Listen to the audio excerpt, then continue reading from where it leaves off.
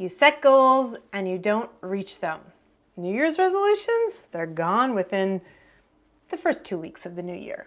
What if you could do something to make your goal setting even more powerful, so you have a much better chance of actually achieving what you set out to do?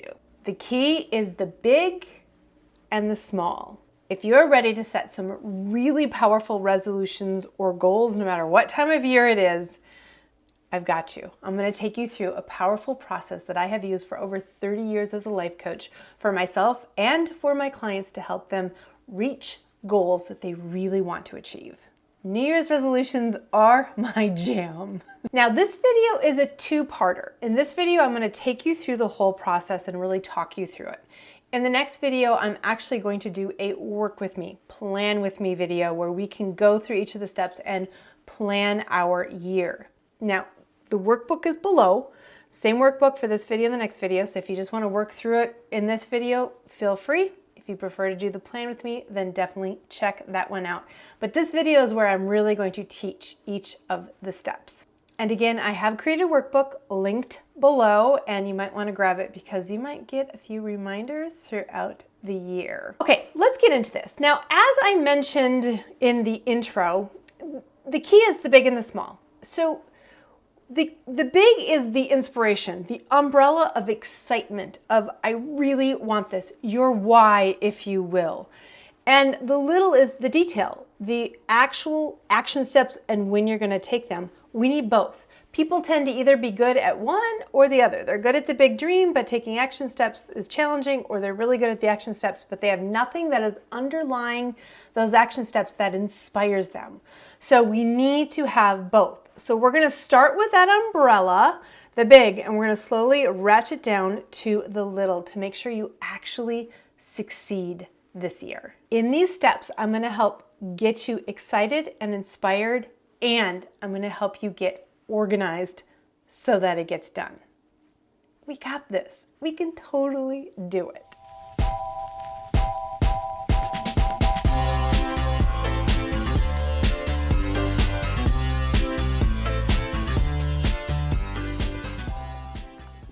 So we're going to start with the biggest umbrella, and that is the vision for your life. One of the keys to goal setting and or resolutions, they're different, I'm going to get to that in a moment, is it has to be based on something that really gets you excited. So it's got to be based on that thing that really juices you, your greater vision, your greater dream for your life. Now, if you don't have one yet, check my last video because I went through a whole process of helping you figure out what that is. What is that larger dream that you have for your life that you want a year from now, 5 years from now, 20 years from now, whatever your time scale is? Because that is what keeps you going when times get tough, is thinking about your excitement about what it is you really want. So we're not going to go into that here. Check the previous video if you need to work on that. If you already have that vision, that is awesome. On to step 2. This is your resolution. Okay, resolutions and goals are different. So we need to create that distinction in order to move forward. A resolution is a little bit broader. It's more intangible. It's more inspiration based. So the definition of resolution is the quality of being determined or resolute. It's also a firm decision to do or not to do something. So think of it this way. You've got your vision, that bigger picture for your life, what it is you want to create. Then beneath that, you're going to resolve something over the next year. Let's base your resolution on the next 12 months. Looking at your vision, what are you ready to be resolute around? Are you ready to be resolute around your body, your career, your relationships, your money situation? Could be more than one, absolutely. But then think about the intangible aspect of that, really the feeling behind it. So for example, if it's your body, I am resolved to treat my body better, to love my body more, to move my body more, to nourish my body better. See what I mean? There's no specifics here yet. We're getting there. We're just trying to inspire ourselves. If it's around our money, I resolve to be a better steward of my money, to learn more aspects of saving. How else can I save? I resolved to spend more. Some people need to do that. It's okay to spend my money and enjoy it. I resolved to give to more charities, to be more charitable in my giving in the next year. So again, no details. This is just more inspirational. This is where words of the year come in handy. I love to do that. I have done it, honestly, I've done it since before it was a thing. So I was one of the OG with picking words. And I remember my first one was believe. I needed to spend the year really believing in what it is that I wanted to create for myself. So if you want to choose a year, this is a good time for it. Take a moment to look at your vision and think, okay, where am I ready to begin to really change things? When am I ready to resolve? You don't want a lot. We're talking 1, maybe 2, possibly 3, but keep it tight. Step 3, we're going to talk about specific goals that you want to achieve in the next year. So looking back at your resolutions, maybe a little bit of your vision for your life, where do you want to be in 1 year? So if your resolutions were really around your body, it's like, okay, what specific goal can you set for your body? Maybe it's weight loss. Maybe it's a fitness goal. I want to be able to run 3 miles. I want to be able to walk up the stairs without breathing heavily. I want us to be able to lift a certain amount of weight. If it's your money situation, I've resolved to be a better steward of my money. What does that mean? I want to have saved a certain amount of money by the end of the year. I want to have learned how to invest and invested a certain amount of money by the end of the year. You see what I mean? These are specific goals that you've achieved. So they're not intangible. You will know when you have achieved saving $10,000, right? You can check it off. You will know when you can run 3 miles. You've done it. You can check it off. None of this intangible, I want to have more energy, I want to feel better. None of that. You have to be specific with these goals. And this is where you can also look at that vision and think, so what part of that vision do I want to achieve by a year from today? What do I want to have done? What part of it? Maybe it's all of it. Maybe you have a year vision, something you could achieve in a year. But I would hope that your vision takes a little bit longer. I want you to think really big, right? So this is more like a 5, 10-year plan, maybe even 20-year plan. But what can you achieve in the next year? I really want you to think, what do I want to achieve? What gets me excited, okay? And this is what you're setting now. These are your end goals. This is where you want to end up by a year from today. This is what you want to be able to say about your life 1 year from today. And if you want to break it down, I usually do into the different categories of body, career, money, relationships. If you have more, absolutely.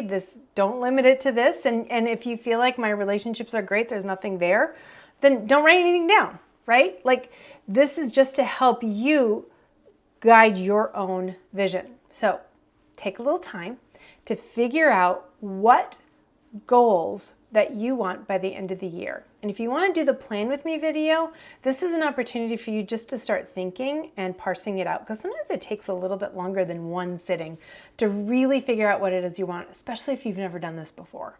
All right, your next step is really crucial, and this is where a lot of people go wrong with their goal setting, and that is they want to start everything all at once. And that is very, very, very hard to sustain. So what I want you to do is look at your end goals, where you want to be a year from today, and then figure out when during the year you want to start working on them. Yeah, we're not starting everything January 1st. That is really hard to sustain. That is one of the main reasons why resolutions fail, in my opinion. In my educated, highly experienced opinion, most resolutions fail is because everyone launches January 1st with everything. No. That is completely overwhelming. I want you to look at all of your end goals and say, okay, January 1st, I'm going to start with my body. I'm going to really work on that. Then or the first month, whatever. The second quarter, I want to start working on my career a little bit more. I'm going to put more attention on that. and I'm going to be continuing the body stuff, but by then I will have incorporated so many of these habits, so it'll be pretty easy, and then I can put my energy, my change energy, if you will, into that next quarter and that next topic, okay? And continue doing it. So look at all of your goals and say, okay, where do I definitely want to begin? And then how can I break it up throughout the year? Now, the other thing you're doing here is setting end goals for each of the quarters. So if you do want to start with your body, so for example, just because it's nice and easy, I want to lose 40 pounds by the end of the year. It's like, all right, I'm starting that January 1st. That's really important to me. Maybe I'm going to start at December 29th, right? I want to lose 10 pounds for the first quarter, 10 pounds in the second quarter, 10 pounds in the third quarter. So if I break it down even more, that's 3 to 4 pounds per month. So you've got that all broken down. Do you see how it becomes a little bit more tangible, a little bit easier? And then I'm going to really launch into my career in that second quarter. And I'm going to work on that all 3 of the rest of the quarter. Like I'm moving into that. That is going to be the thing that I work on. Okay? So that's just a general overview. I want you to look at your end goals and go ahead and break them up over the quarters, and comment below if you have any questions about this. I'm going to be available to help support you through this process. All right, now we're going to look at the first quarter. Just the first quarter, that's it. Don't go anywhere else. Just the first quarter, and say, okay, let me break this down by month. So you have end goals for each month. So for your weight loss, 3 to 4 pounds in January. Okay? And for any other goals, you can start other things in January too. But just write down your end goal for the first 3 months. We're not going into that second quarter until we get to that second quarter. Just look at that first quarter, and then we're going to be looking at that first month. So set your end goals for each of those 3 months of your first quarter. Looking at that first month, your goals, all of those end goals for the first month, what are the action steps you need to take in order to achieve that goal? Okay, so remember, we start with that big overarching vision and resolutions. These are what inspire you. Okay, now we're working down to the details. So what do you need to do specifically to get there? And here's the thing, if you don't know, that's okay, right? This is the premise of manifesting, which I teach. And that is, it'll come to you. Set your intention. I am so excited to be losing these 4 pounds. I'm not quite sure how. Then pay attention, because the answer will come to you. You're going to get a video that really answers your question, or you're going to see a blog post, or someone's going to make a suggestion. Your best friend's going to call and say, hey, I'm starting this new thing to help me lose weight. Do you want to join me? Okay, so get as specific as you can with the information you already have. And it's okay to say, I am looking for how this will happen. I'm not sure. These are your action goals. So we really do have 2 kinds of goals. The end goal, which is where you want to end up, and the action goal, which is what's going to get you there. And sometimes action goals are things you just need to do once, get it done. I need to get my resume done. I need to make this phone call. They're still action goals, and they are a goal because you need to get them done, right? So you have a goal to get it done and check it off. The second kind of action goal are things that need to be done consistently for an end goal to be achieved. So I want to be able to run 3 miles. Well, that means you need to buy shoes, and then you need to start running, several times a week in order to get your fitness up. So running, my goal is to run 3 times a week. That is your action goal, right? So figure out what your action goals are. What are those action steps that you need to do to achieve those first month goals? That's all we're looking at. We're not going to look at anything further, just that first month goals. Okay, the last 2 steps are absolutely crucial, and this is again where people tend to fall off the bandwagon, if you will, for reaching their goals. Okay, the next one is schedule your action steps in. So if it is something you need to do consistently, you want to figure out when in your week you're going to fit in your running, your reading, you're learning, whatever it is. Okay? And I want you to work with your schedule. If you are not a morning person, do not even begin to promise yourself you're going to wake up before dawn to get your run in, right? So work within your natural tendencies. Don't try and push yourself to do something that you aren't comfortable doing, because we need to stack the deck in our favor. So figure out when it is we're going to do it. If you have people you live with, if you have a spouse, if you have kids, negotiate with them. Figure out when it will work out for you. If it is single action steps, same thing. When are you going to work on your resume? When are you going to make those phone calls? And figure out when it fits in. And don't even come back to me with I don't have enough time, because that is a whole nother thing. I think I have a podcast. I'll link below the podcast on how to create time. Pretty sure I do. I need to do it if I haven't, because that one drives me nuts. We have so many hours in the day and we waste so much more than we realize. And yes, I totally get that you may have a job and you may have kids and you may be trying to get into shape. Like, there's so many things going on. I promise you, you can still find the time. We had a joke with one of my businesses. They said, if you need something done, give it to a mom who has kids and a job, because they'll find the time and they'll get it done. Yeah. So the key, though, is to work with your natural tendencies. Don't try and make yourself do something you're not comfortable with. You are already doing something. You're already changing something. So that takes energy. Make sure you are putting it in your life in a place where it actually feels comfortable. The last step is absolutely crucial. Do not skip this one. Promise me. I got my eye on you. That is to schedule in regular reminders to come back and review where you are with everything. Absolutely, at the beginning of every month, do it. I do it every Sunday. I sit down as I plan my week. I look over where I am with everything and figure out, have I was going to say, have I fallen off the wagon somewhere? And I'm laughing because of course I have. I'm going to get to that in a second. So where am I ready to really work this week? What is it I can do? But definitely do it at the beginning of every month. Okay. Reevaluate your end goals. How did you do in the previous month? What can you do the next month? Set up your new action goals based on those end goals for that month. And definitely at the beginning of every quarter, I want you reviewing. Here's the thing. You will fall off the wagon. I know. Can you believe a life coach is even saying this? Like, I feel like I'm setting you up for failure. But here's the thing. It happens. Life happens. You are going to have times when you don't have the energy for it. Other things in life are taking your energy. Your kids are sick. You got laid off at work. You have a big work project. You're traveling. You're on vacation.